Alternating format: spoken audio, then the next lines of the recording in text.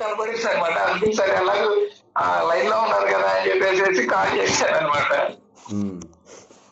ఇక్కడ ఫోన్ తీయలేదు. అదే ఈ కోతులకి పెట్టిన అయ్యి చూసాను, అనుకోకుండా కనపడింది.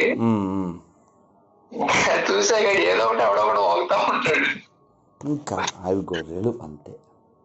కానీ మీరు అసలు ఎలా చూడగలుగుతున్నారు? మాకే చాలా కష్టంగా ఉంటుంది ప్రభు. మీరు అట్లా ఎలా చూస్తున్నారు నెగిటివ్ అట్లని? చాలా కష్టం. ఇప్పుడు ఒకసారి అసలు ఛానల్ దగ్గరికి వెళ్ళామంటే చూసంటే వారం రోజులు పట్టింది మళ్ళీ మామూలు అవడానికి. మరి నేను ఎలా జాయ్ఫుల్గా రోజు భజన చేస్తా, కీర్తన చేస్తా, ఇప్పుడే నివేదన చేశాను, ఇప్పుడు మళ్ళీ హారతి ఇస్తాను, ఆదిత్య హృదయం చదువుకుంటాను. ఆయన జర్నలిస్ట్ సాయి అని ఒక అతను ఉన్నాడండి. అసలు ఏమంటాడంటే అది ఒక ఇంటర్వ్యూలో చాలా వస్తా ఉంటాయి కదంటే, నేను అసలు ఏంటి కామెంట్స్ వాళ్ళకి ఎలా మీకు తెలుసో లేదా అని అన్నాడు అనమాట. అంటే అది అతనిది మధ్యమం, నాది ఉత్తమం. ఎందుకు అంటే సబ్జెక్ట్ లేనోడు మాత్రమే తిడతాడు, అదవుతుందా? ఇప్పుడు మీరు అరటిపళ్ళు మంచివి అన్నారండి, నేను యాపిల్ మంచిది అన్నాను అనుకుందాం. దానికంటే ఇది మంచిదని ఒక డిస్కషన్ వచ్చినప్పుడు దాంట్లో ఉన్న క్వాలిటీస్ చెప్పు. సో ఎలా మంచిదో చెప్పు. అరటిపండు కొంచెం తక్కువ రేటుకి వస్తుంది, డజన్ 30కి వస్తుంది, అది డజన్ అయితే 300 అవుద్ది, ఇలా మాట్లాడి చెప్పు, ఏం పర్లే. ఇది చెప్పడానికి ఒరే పిలక, ఒరే బట్టతల, ఒరే పొట్టి, ఒరే పొడుగు, ఒరే అరగుండు, ఇవన్నీ ఎందుకు వస్తాయి అసలు? ఇప్పుడు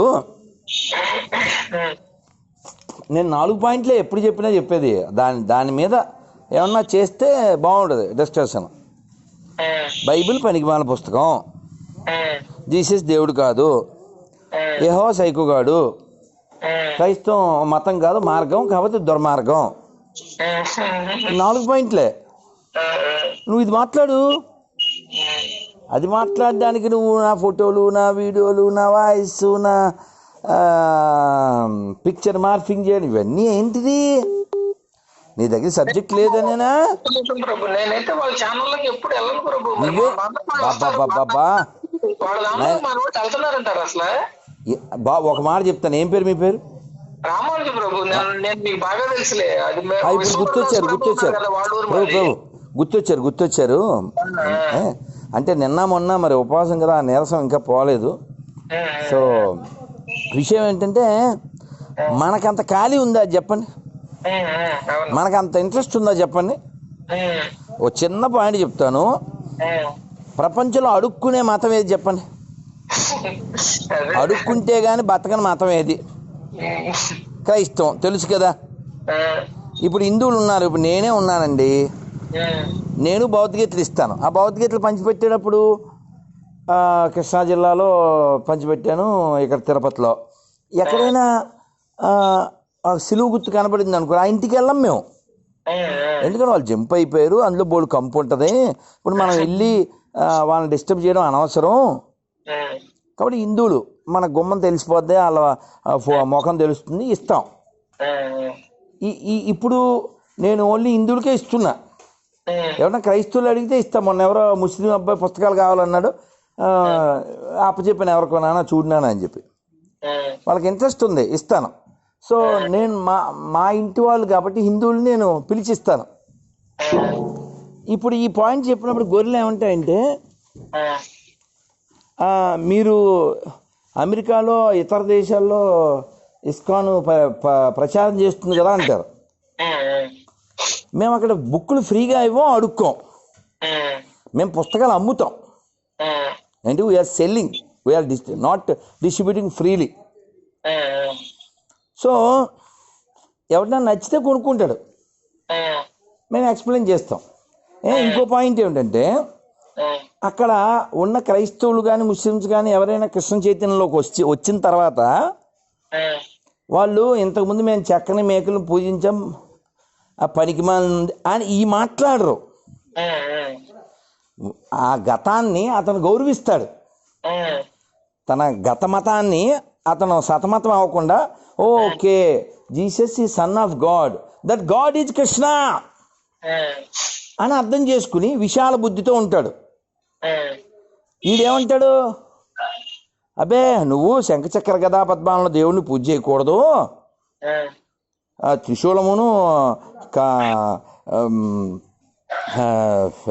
డమరకం పట్టుకున్న శివుని పూజ చేయకూడదు, జస్ట్ 2 చెక్కలు 3 మేకల మీద ఉన్నవాడినే పూజ చేయాలి, లేకపోతే మా వాడు నిన్ను అగ్ని ఆరదో పురుగు సావదో ఫ్రై చేస్తాడు, మా వాడు చిప్స్ ఫ్యాక్టరీ పెట్టాడు నీకు తెలదా ఏహో చిప్స్ ఫ్యాక్టరీ అంటాడు. ఇప్పుడు మీరు ఏం ప్రశ్న అడిగారు, వాళ్ళు అన్నన్ని మాటలు మిమ్మల్ని అంటుంటే మీకు బాధ లేదా అన్నారు కదా. బాధ ఎవరికి వస్తుంది?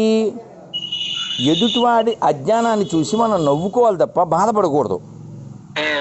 ఇప్పుడు నిన్న నేనేదో నరసింహస్వామి కీర్తన పాడుకుంటూ వెళ్తున్నా, ఆ వీడియోలో చూసే సింగర్ కోన్లో సింగింగ్ వాకింగ్ అని పెట్టాను. అక్కడ నేనేం మాట్లాడలేదు, జస్ట్ సింగింగ్. ఎవడో ఇమ్రాన్ ఖాన్ అనే పేరుతో వచ్చాడు,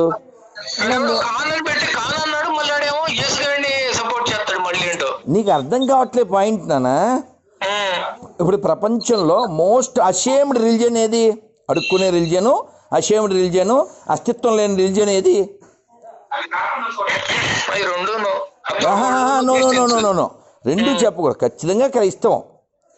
అడుక్కునేది అదే, అస్తిత్వం లేనిది అదే, సిగ్గుశరం లేనిది అదే, నైతికత లేనిది అదే. దానికి రుజువు చెప్తా. ఇప్పుడు నీ పేరు రామానుజం, మీ నాన్న పేరేంటి? శ్రీరామ్ ప్రసాద్. తక్కమని చెప్పావు కదయ్యా. మా నాన్న సత్యనారాయణ టక్కని చెప్పాను కదా. ఏమయ్యా సంజీవ్, మీ నాన్న పేరేంటి? ఇదిగో సంజీవ్, మా పక్కన తాపి మేస్త్రి గారు, మీ నాన్న పేరు అప్పారావు. రైట్, చెప్పాడు కదా. మీ నాన్న పెట్టిన పేరేనా నీకు?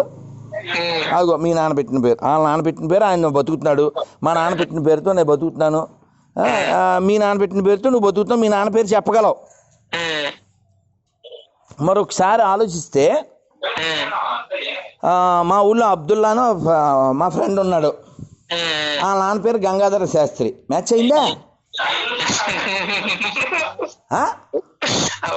అబ్దుల్లా నాన్న గంగాధర శాస్త్రి ఎదవా, అసలు మ్యాచ్ అవుద్దా?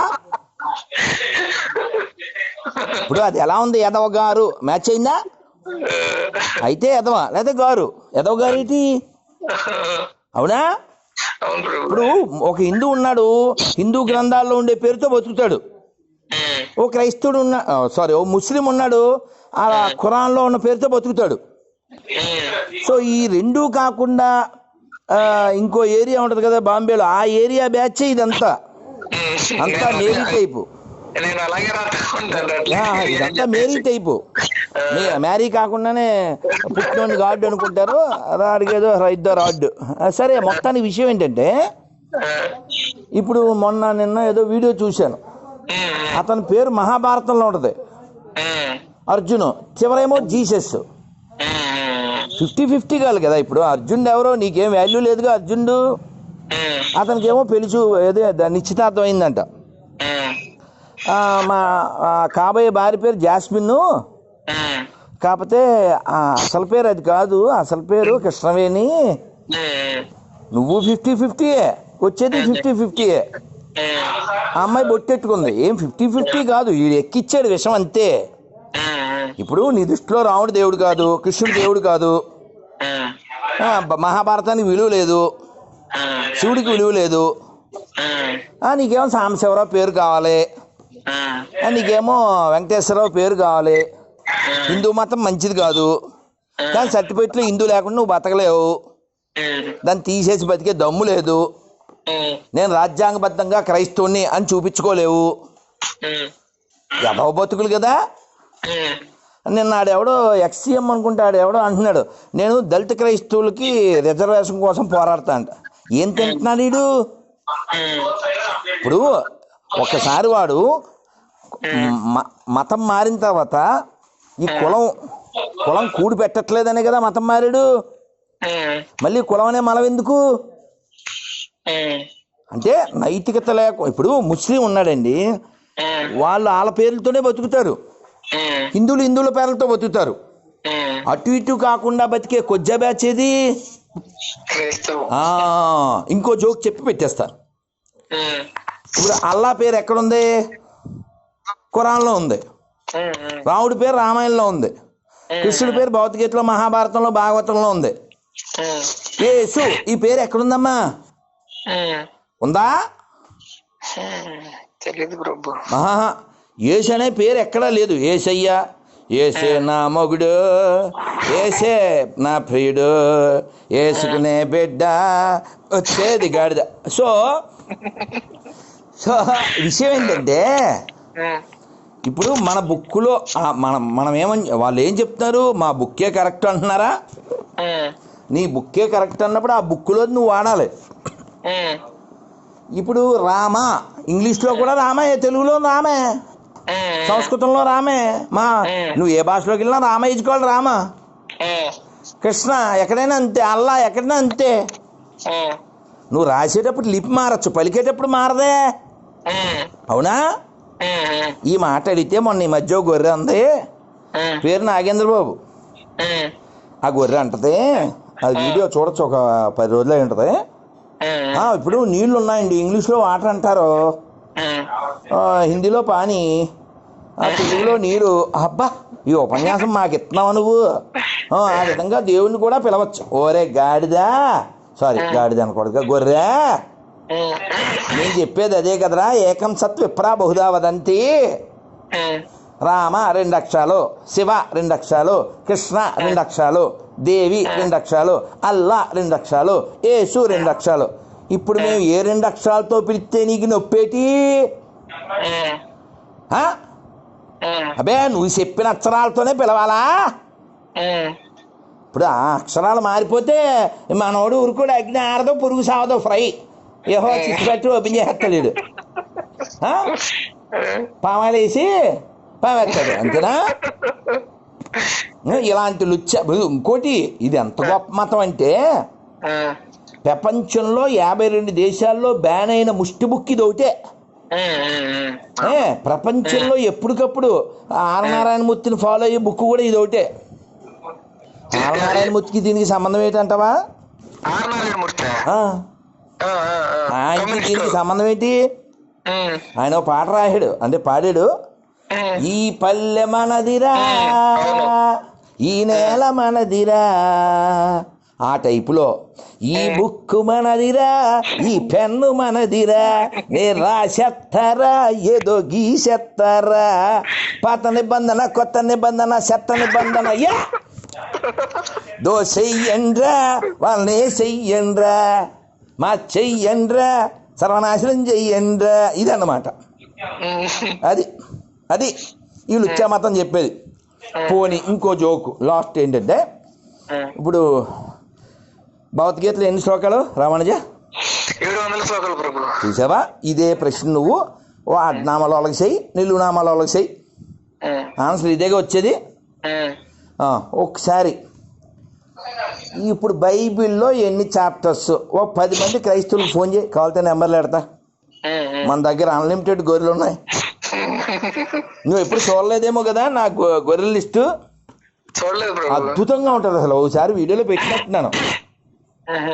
అంటే కువైట్ గొర్రె, గోదావరి గొర్రె, పాలకొల్లు పాపి, ఒంగోలు పాపి, లేకపోతే అనాథ పాపి, డిఫరెంట్గా ఉంటాయి, వాళ్ళని బట్టి ఉంటాయి. అయితే విషయం ఏంటంటే, బైబిల్లో ఎన్ని చాప్టర్స్ అని అడుగు ఒకసారి. ఒక 2-3 అడుగు.